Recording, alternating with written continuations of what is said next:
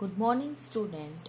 In our previous English period, we completed up to the explanation of Gopal and the Hilsa fish from unit 3.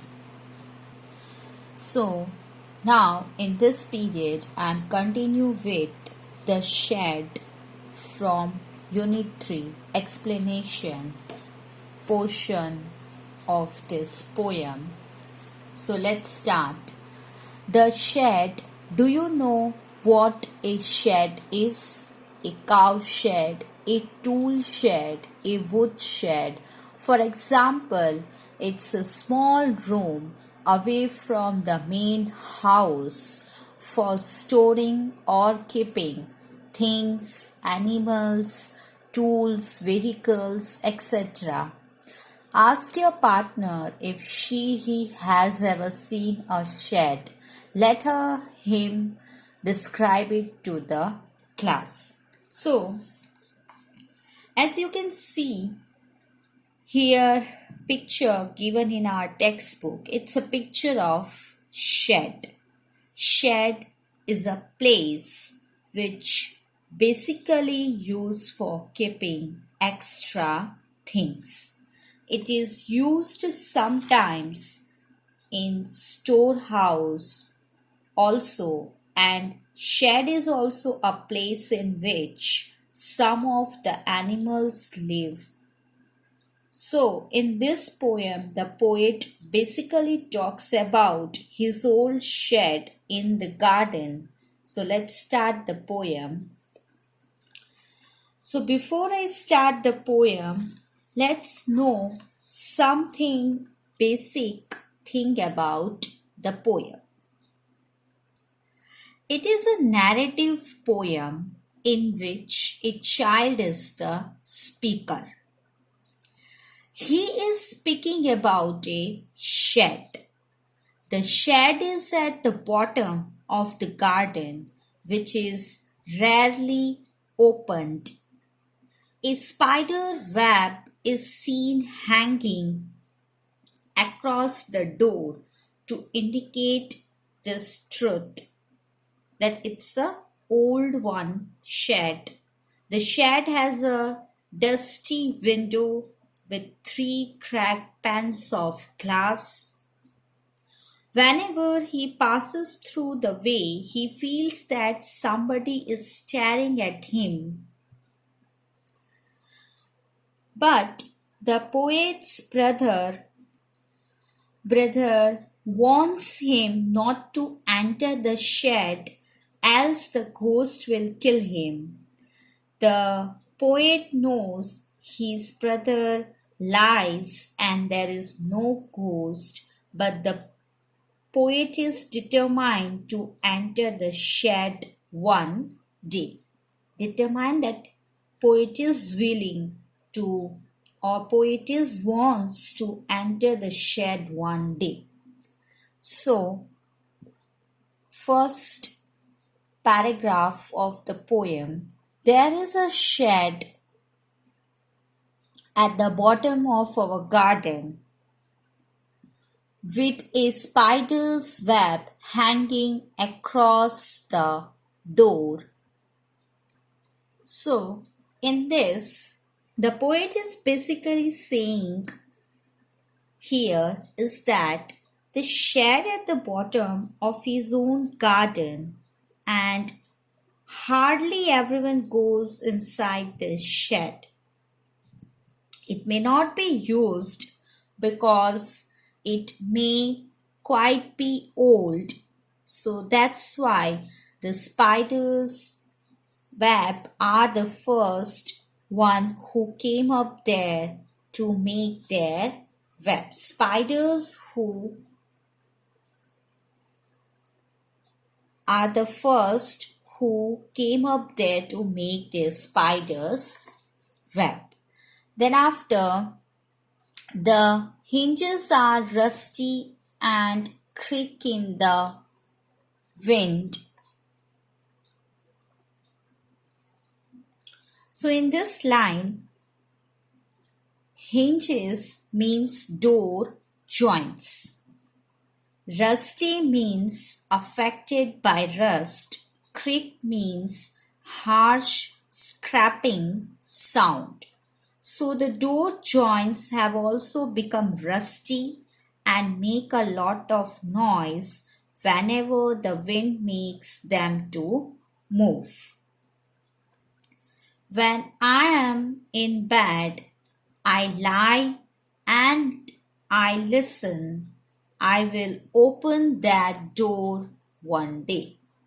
So in this line, poet says that poet is peacefully lying on the bed. He hears that creaky sound produced by the rusty joints of the doors of his shed. He is gathering enough anchorage to go into his shed by opening the door.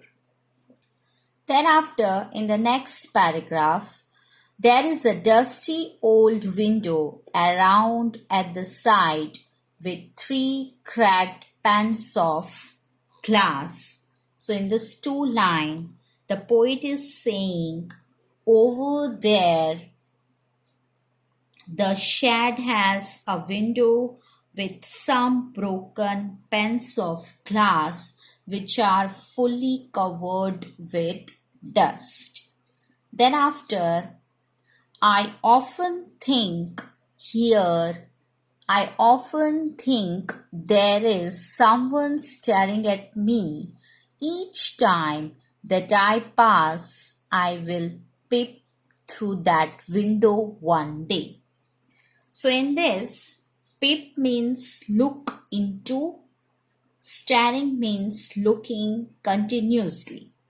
So the poet says that whenever he tries to go outside towards his shed, he feels like someone is watching him continuously from that shed. He's saying that though he is feeling scared and hesitate, but he is fully determined to go to the window and looked through it. So he is curious to know what is there in this shed. My brother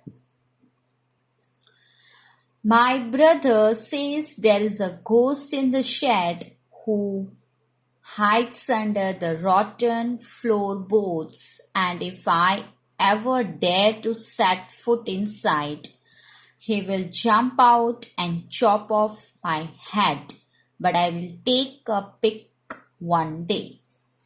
So, in this, rotten means spoiled. Dare, it means to have enough courage to do something. Chop off, cut, peek, that is peep, or we can say to look. So now this is the another side of the poem, and that is the side of his brother. Here poet described about what his brother says, that his brother talks about the presence of the ghost inside the shed, who is hidden under the rotten floorboards. The word rotten floorboards is used here to show that the shed is too old and its floor, you can say, is fully spoiled. So his brother is making him scared by saying that there is a ghost inside the shed. Now his brother warns him not to go inside, or he will be killed by the ghost and he will cut his head by attacking on him. But the poet doesn't threaten much and he still wants to go inside one day. and have a look through window, that is, what is inside in it. Then after, I know there isn't really a ghost. My brother tells lie to keep the shed for his den.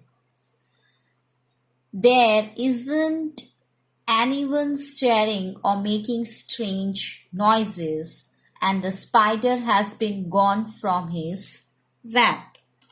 So the poet in this line seemed to have grown enough to understand the truth. He is able to overcome from his fears. He is able to understand that there is no ghost inside the shed that stares him or make the strange noises. The spider is too no longer there. His brother is only making fake stories about the shed so that no one can enter inside the shed, and he can use this shed for his own purpose. His brother tries to make him afraid so that he will be able to retain the shed for his own self. Then after, since I don't know when, I will go into the shed one day soon, but not just yet. It's written by Frank Flynn. So, that the poet is fully determined that he seems to be set his foot inside the shed one day. However, he says that he can't happen immediately. He says that he will go over there surely, but not just now. So the poem ended upon portion means that the poet is waiting correct time to go inside his shed. So student, I hope that you all clear with this poem, The Shed.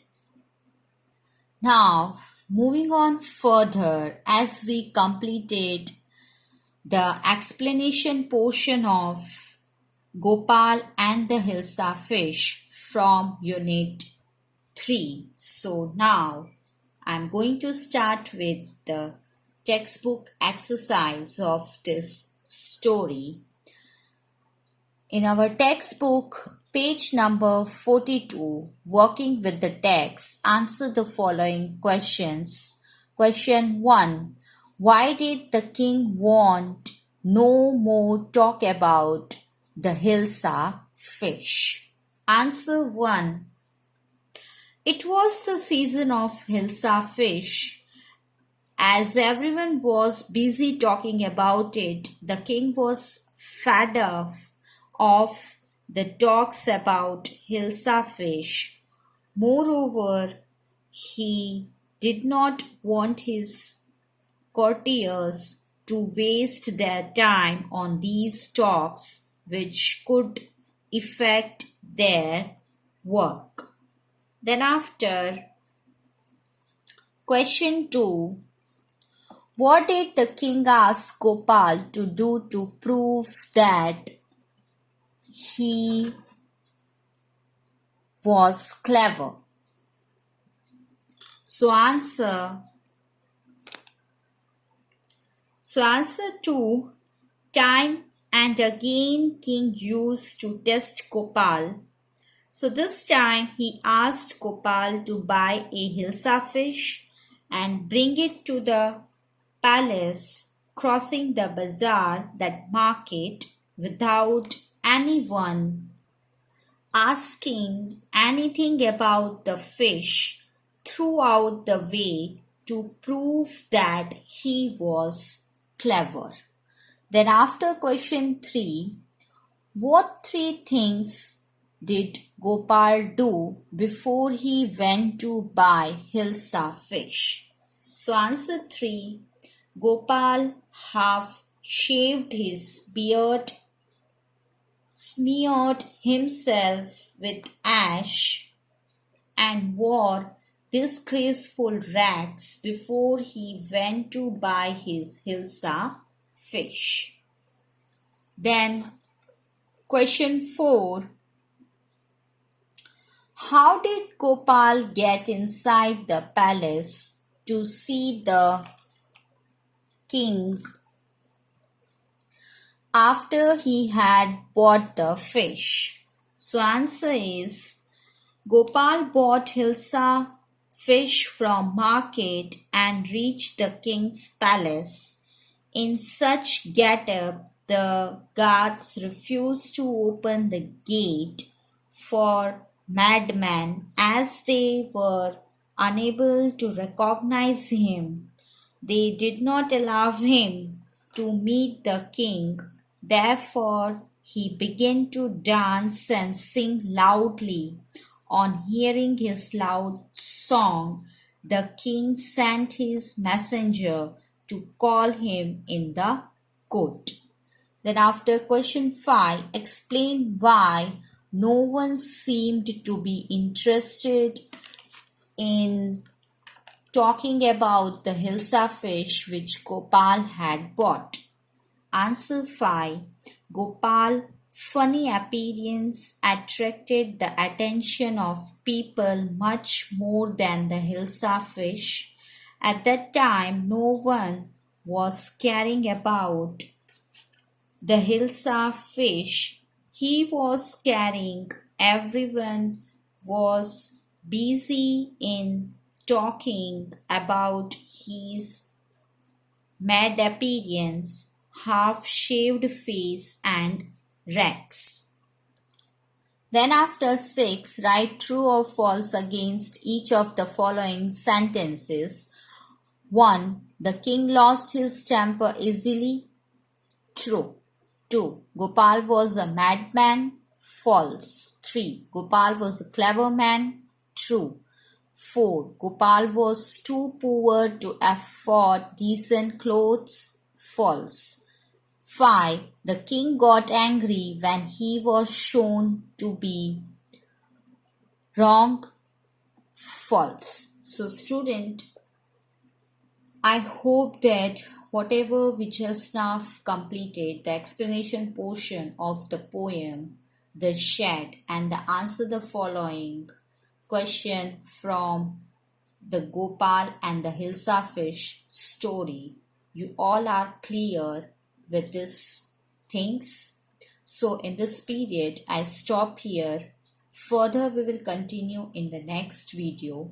Till then, take care of yourself, stay at your home, stay safe, do little bit study, revise it, whatever we completed. We will meet in the next video. Thank you. Goodbye.